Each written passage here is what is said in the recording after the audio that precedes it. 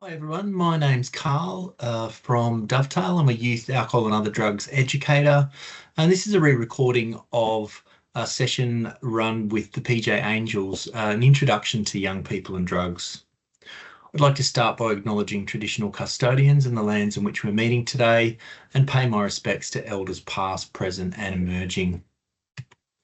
A little bit about Dovetail. So we're a service, a Queensland Health Service, and we provide advice and support to workers, services and communities across Queensland who engage with young people affected by alcohol and other drug use. So today we're going to have a little bit of a look at what drugs are, why people use drugs, understanding problematic drug use. So why do some people develop problems with drugs, and then finally a little bit about responding and supporting young people. So when we're thinking about drugs, these are things that affect the way the mind works or change how we think, feel, and then in turn how we act. I'd like to show just a small little video now, it goes through about a minute 20, just to go a little bit further and looking at drug classifications. Psychoactive drugs change a person's state of mind by affecting the brain and the body's central nervous system. One common way to classify drugs is into three main categories: depressants, stimulants, and hallucinogens. Depressant drugs slow down the central nervous system and reduce stimulation and arousal in the brain and body. Stimulants speed up functioning of the brain and body, increasing central nervous system activity. Hallucinogens alter the senses, distorting a person's perception of reality. Not all drugs fit neatly into one category, some overlap. Cannabis mainly slows down functioning of the brain, but also speeds up heart rate and can produce mild hallucinogenic effects. MDMA, or ecstasy, is primarily a stimulant, however, it also has hallucinogenic effects. All drug use comes with risks. Mixing different drugs together can amplify the effects. For example, using multiple depressants at the same time increases the risk of overdose. The effects of psychoactive drugs on people's thoughts, feelings, and behaviours are not always predictable. Drug effects are influenced by the dosage, someone's unique personal characteristics, mood, and the social and physical environment where the drugs are being taken. Although there are lots of variables in how drugs affect people's thoughts, feelings, and behaviour, simple drug classifications can be a good place to start when learning about psychoactive drug effects.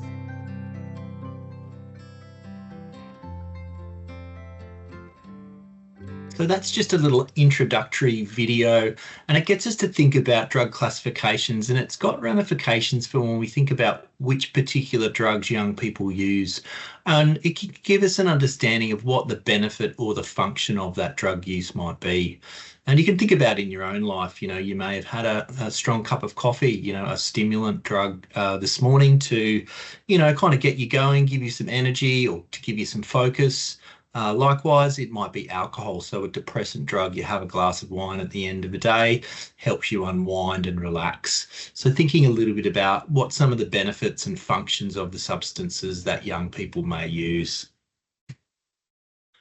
I want to talk a little bit now about the kind of policy picture in Australia and how we respond to alcohol and other drug use. And there was a big watershed moment in 1985 when Bob Hawke, who was the Prime Minister at the time, went onto national television and disclosed that his daughter had a heroin dependence. It was a really big deal at the time. There was a lot of stigma in relation to heroin use. It was also a time where HIV was kind of sweeping across the world. And part of that disclosure was really a shift in focus in our approach to responding, and the philosophy of harm minimisation came into being at that time. It's now central to our national drug strategy, and it kind of involves three elements or pillars. So the first pillar being supply reduction. So that's our kind of customs, law enforcement, particular drugs that we make illegal and try to kind of stamp that out. But it also can be regulations, things like lockout laws and age restrictions on particular substances that are kind of legal. Demand reduction is the second pillar. So this is wanting people to not want to use drugs. So that could be our drug education in schools. It's also alcohol and other drug treatment. So when people develop problems with drugs, that they can access and be assisted to kind of get through that and not want to use drugs. The third pillar is harm reduction. So people are still going to use drugs. It's a part of our society. It's been part of human, cultures right across the world for, eons and eons. So it recognises that people will use drugs. So how can we, make things a little bit more safer? The really classic example of harm reduction is needle and syringe program. So giving clean injecting equipment to people who use drugs. And ways that they can reduce the harms of what they're getting up to. And Australia's kind of considered a bit of a world leader in pioneering harm minimisation. So thinking about what's our overall approach, it also can be the same with young people who may be experimenting or curious, or we may even see them developing problems, but they might not be ready to change those behaviours. So how do we reduce the harms that what those young people are getting up to? So why do people use drugs? And on the next slide, got some examples here, which can be curiosity. It could be to gain confidence. It could be boredom. And notice this, some of them are really kind of positive and enhancing. Sometimes it can be actually as a way to cope with grief and loss, or it might be out of stress. And we often ask, like, why do young people use drugs? Are there, many differences between adults and young people? On the whole, there's a lot of the similar reasons, as you could probably see there. Perhaps with young people, it might be developmentally, in relation to them developing an identity, trying things out, that kind of element of risk-taking, which is associated with growing up. That might be something to do, a little bit different for young people. But on the whole, a lot of the same reasons. So it's good to, kind of normalise that. It's not something so strange that young people are getting up to, that they might be trying, experimenting. And unfortunately, some young people do develop problems with substance use. Here's a little frame to kind of look at substance use across a spectrum. So I've alluded to a little bit around the beneficial uses of substances. It might be, having a Panadol for a headache. I mentioned a coffee in the morning to increase alertness, and might be moderate consumption of red wine. It might even be red wine for religious purposes. So thinking about the benefits, the idea that taking drugs is automatically problematic doesn't really encapsulate drug use across, the wider spectrum. We then have non-problematic use. So this might be recreational, casual use. It might be the glass of wine or, a couple of beers in a social environment. But we don't see very large health or social impacts in that kind of non-problematic, casual, recreational use. When we move into kind of the problematic box, as you can see there on the screen, we've got the potentially harmful. So we're starting to see negative health consequences for individuals, families, or even entire communities. And it might be things like impaired driving, binge consumption, difficulty, getting important things done. And it might be the route of administration that increases harm. So maybe switching from smoking methamphetamine to injecting methamphetamine, which comes along with a range of other risks. And just to note also, it's the health consequences. It's also consequences to somebody's social work world as well. So for a young person, it might be school attendance or hobbies starting to kind of drop away. So just be mindful. It's not just, impacts on physical and mental health, but it's everywhere in a young person's life that might start to be impacted by substance use. Right down the far end, we've got a diagnosed substance use disorder, as per the Diagnostic Statistical Manual number 5 or up to now, which has a number of criteria which looks at inability to control substance use despite a range of physical, mental, and kind of social, cultural impacts there. So that's just to give you a bit of a sense of that kind of spectrum of substance use. So why do some people develop problems while others don't? So some of our early research on addiction was done with rats, and you can see on the photo there, that's one of the early studies that was done, and they were rats in solo cages. And this kind of helped to develop this idea of a hijack brain theory, that once you got the drug into your system, that you would kind of lose all sense of self-control, self-determination, and you would just go for the drug, because these studies set up two levers, one lever with drugged water and the other lever just with regular water, to see how these rats would behave.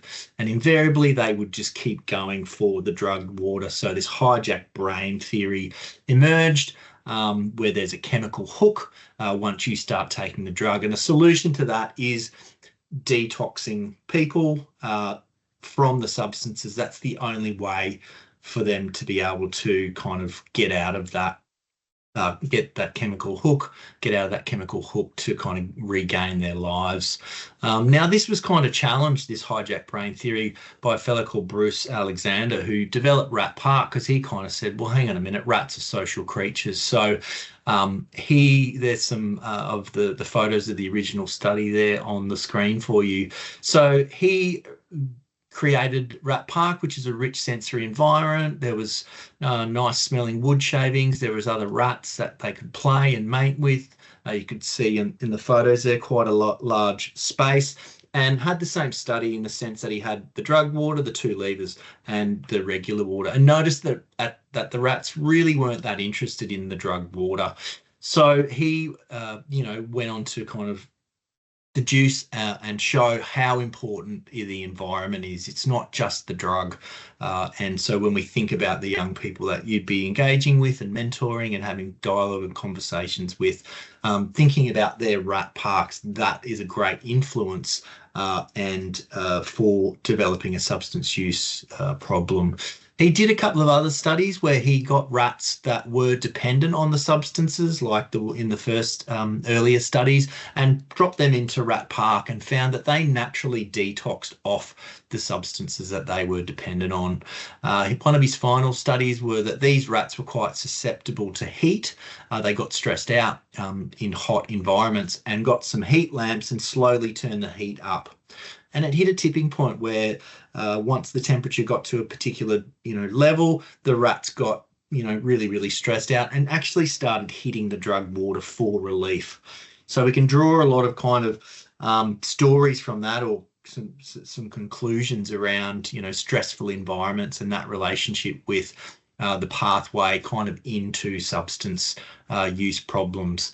And to note, it's also the pathways out. So when we think about the environments that young people are in, we don't have to just focus on the drug use itself. All those other things that support health and well-being and development, other things that are also the pathways out of problematic substance use. So good to know. And this next slide, this is the Australian Research Alliance for Children and Young People. This is their wheel of well-being. So if you want to have a think about what goes into a healthy rat park or what goes into healthy environments, you can see those domains there. So the types of relationships that we have with people, we feel safe, we feel secure, we have, caregivers and relationships with people that help us to explore, understand our world. It might be developing skills, but it might be really practical things as well, as you can see in those other domains. So material basics, feeling provided for, food, housing, shelter, and you can check out those other domains there. And just left a little bit of a question there, which is, which domains of wellbeing are you most involved in as a PJ Angel? And there may be particular ones that might be more of a focus or might be more aligned to your role. It might actually cover across quite a number of those domains there.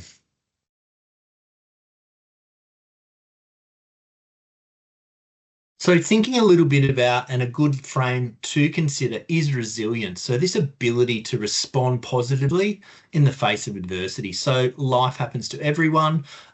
We have ups and downs, and we can be really challenged by our life experience, and our ability to respond to that, whether it's through our own sense of self, identity, or skills that we possess, or is it also those external things, the relationships we have, or our ability to access resources and get the support that we need. Really, really important, because we know a lot of the young people who are in out-of-home residential care or out-of-home care will experience a lot of negative experiences, and can kind of weigh on young people's ability to develop, either because they didn't have caregiver support in earlier years and developed, this kind of belief that the world is an unsafe place because they've experienced so much negativity. And they call it kind of toxic stress. So a real inability to kind of problem solve at that time. Their kind of windows of tolerance are quite small. So becoming really impulsive, really being afraid. It's that fight and flight, freeze type stuff. And I've made just a couple of notes there around toxic stress. Stress can be healthy. It helps us, move and get things done and, really activate. But toxic stress, when we have no caring adults present to buffer kind of repeated negative experience, has a really significant impact on brain health and brain development. And young people really who have those experiences really need a good hand from responsible and caring people to help them kind of overcome those early experiences. So some of those types of negative experiences that you can see, I've made some notes there. And substance use, as we mentioned right from the start, some of those drug classifications are a great way to solve some of those problems, whether it's emotional distress, negative thoughts, just not coping in the world's unsafe. Substances can be a really, really useful solution. It may have lots of consequences. So it helps us understand where young people are coming from who may be using substances, and we can see the harms of those. But when we consider resilience and, the ability to respond, and that being kind of challenged or kind of short-circuited early in life, drugs can really fill the void. So, what do? We put positive supports into place. We, as our role as PJ Angels, consistency, showing care and concern, discussing what their experiences are in the world, helping them problem solve, all those types of things can really, really benefit and help a young person to kind of develop resilience in the world. So notice that we're not even necessarily addressing drugs head on in that sense. We're building resilience to support young people not feel the need to go for that great coping mechanism which they've found that works. And this is the resilience scale. It comes out of Alberta Family Wellness Initiative in Canada. And there's some great stuff that you can check out if you want to look a little bit further. And back on that resilience scale, it's not just the scale tipping with negative experiences and positive supports. We can actually shift the fulcrum, and this is based on the kind of brain science and how brains can heal. So we could be in that role to kind of help shift that fulcrum. So that would be and involve teaching young people skills and helping them to develop resilience in that way. Things like emotional regulation, alternative coping ways to cope with stress, then using substances, being able to plan and problem solve, all of those things, through our relationships with young people when we've developed, rapport and we have a bit of a working relationship with them, all those interactions and skill building stuff can really help young people. It's this real sense of being with and us together, that you're not alone. We're here to kind of support you. And there's a couple of those kind of self-management skills that I mentioned. So that kind of leads into, I've already mentioned some of the ways of responding and supporting, and there's a great little frame, in terms of having conversations generally and developing rapport. And this is the PACE model. So, playfulness. So an air of, lightness. We're not, the young people can experience so much kind of heaviness. Things are serious. They're in trouble all the time. They might be in youth justice. So some of our conversations about some things that might be meaningful or challenging, we can bring a lightness to that, and that element of playfulness. We're not always laughing and joking, but it's just a lightness that we can bring. Acceptance.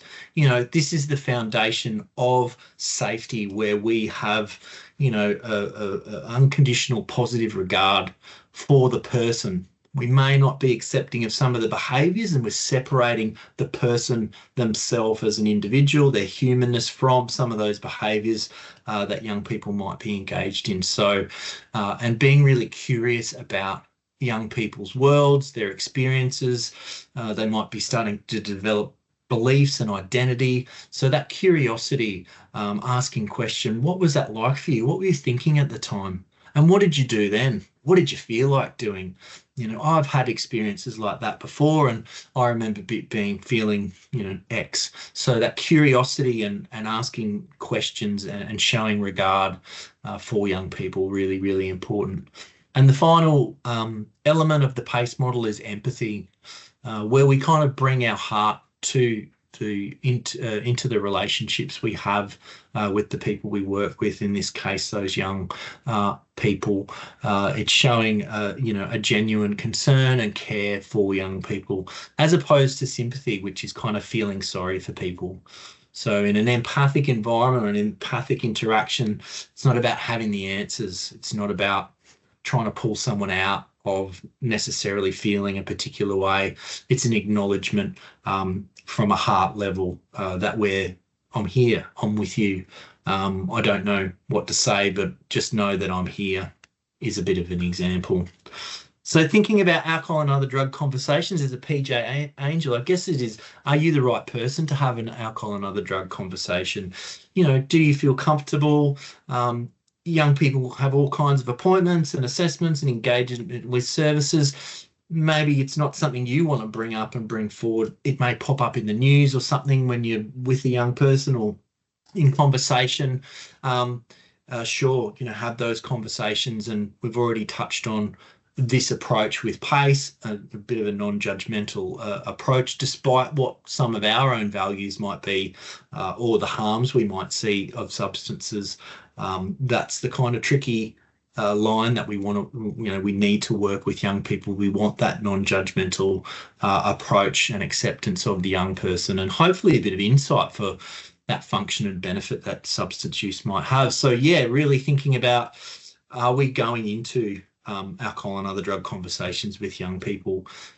If we're comfortable, or if the relationship is, at a place where young people are wanting to talk about these things, be curious, as opposed to some kind of interrogation or investigation. Look, if lecturing kids how bad drugs are and to stop taking drugs worked, I wouldn't be in a job, that's for sure. So some curiosity about how young people experience the substances they use. What does it mean for them? What are the good things, not so good things about their drug use? Might be about where you want to leave it. It all depends on the context, the nature of your relationship and your comfortability. You don't have to be an alcohol and other drug expert to have some of these conversations if they do come up, but just be mindful of your role and your values, as I mentioned. And if something is of concern to you, that you're going back to your managers and supports, that you can have a chat to them about, some of your concerns. And I've touched on, lecturing and coercion is unhelpful.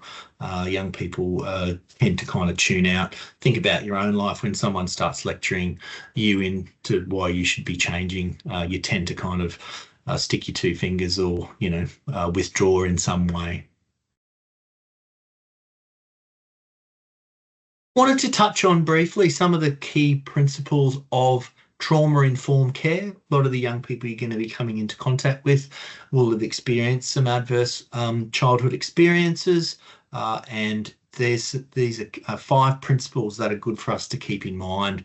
Safety, paramount. It's the foundation. When young people are in crisis, going from crisis to crisis, that's kind of our main goal, is just safety, to try to build some stability around that. So intrapersonal safety, that's within an individual, interpersonal in our interactions, tone of voice.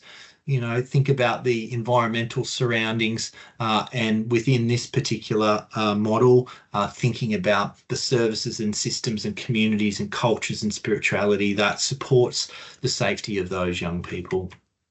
Trustworthiness, that's a critical foundation as well. Using simple language, transparent, honest, consistency. Thinking about boundaries in terms of what's okay and what's not okay, what's my role, what I can do, what I can't do. Do the simple things well is one of the mottos that I think cuts across a lot of this stuff as well. If you say you're going to do something, do it. If you can't, let the young person know. Thinking about how often young people may have been let down, really good for us to be mindful of. Being consistent, and that's that consistency builds trust, builds safety, hence that trustworthy principle there. Choice, another really good one. When young people have developed some safety and stability, they're in a better place to be able to consider choices and options.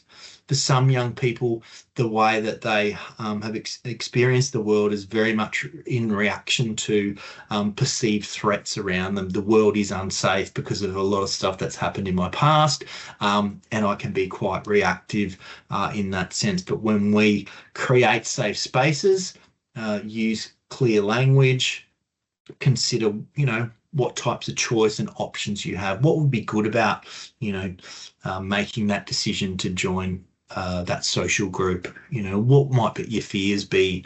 So having a bit of a conversation around that, and getting to know young people's preferences is really, really helpful as well. Empowerment, so focusing on strengths, values, interests, young people developing identity. So, what do you value? What is important to you? Who's the person you want to be? And coming from a strengths-based approach, which is identifying those skills and abilities and interests. And we often say, how resilient young people actually are. Some of the young people you'd be working with, for them to be able to have to be where they are, at this point in time. So. And the final kind of point there around hope and possibilities for change. What does an ideal future look like? Where would you like to be in a couple of years? And that's about timing as well. You'd be timing your conversations, or when you'd be opening that up, because some young people might, things might not be going so great at the moment. Difficult for them to kind of perceive what a more positive future would look like. And finally, collaboration. So the idea of doing with young people rather than doing for them, giving them opportunities to really demonstrate and, play with and experience, being the expert in their own lives, and kind of building them up in those ways, and considering that in, a lot of the decision making with young people in to do with their own lives. So we've covered a bit of ground in a short period of time. So just in summary, substances change the way people think, feel and act. And they provide a function, and we kind of looked at some of those drug classifications. You think about your own experience, and then how does that translate for young people? Harm minimisation, this idea of, how can we reduce the harms that are occurring or potential to occur with what young people are getting up to with their substances. That mightn't be your role to have those conversations, but it's good for us to be mindful of that. That's our approach, which is opposed to the kind of lecturing, interrogation, just say no.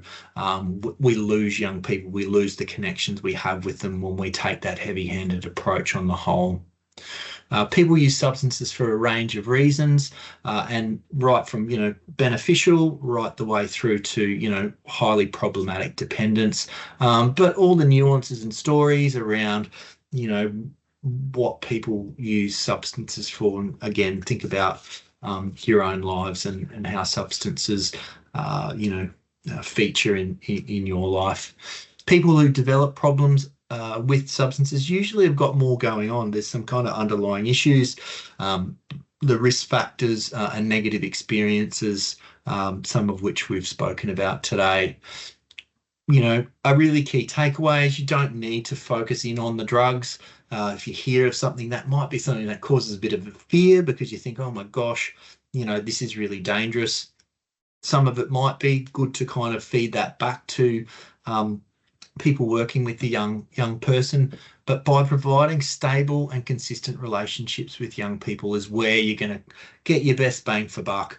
That is really meeting a lot of the needs for the young people that you'll be working with, and that includes the types of things that help build resilience. So young people's abilities to respond to life's challenges, whether it's problem solving or being able to manage their emotions a little bit better, and providing positive experience in your role as a PJ Angel. Just a few resources before I finish the presentation for you. So we are at Dovetail, that's our website. You can check out some resources there if you want to learn a little bit more about young people and drugs. We are part of Insight, so that's the larger Queensland Health, Alcohol and Other Drugs Workforce Development and Training service. And we cover all of Queensland, and you can navigate and check out information there. One number to be mindful of, so this is ADIS 24/7 support for people in Queensland with alcohol and other drug concerns. Parents, carers, people themselves can call that number. They are all trained drug and alcohol counsellors. And they do have an online chat function, which young people sometimes can tend to want to use more than just the telephone. Haven't got time for questions because this is a re-recording, but would like to thank the PJ Angels for having me present, and thank you.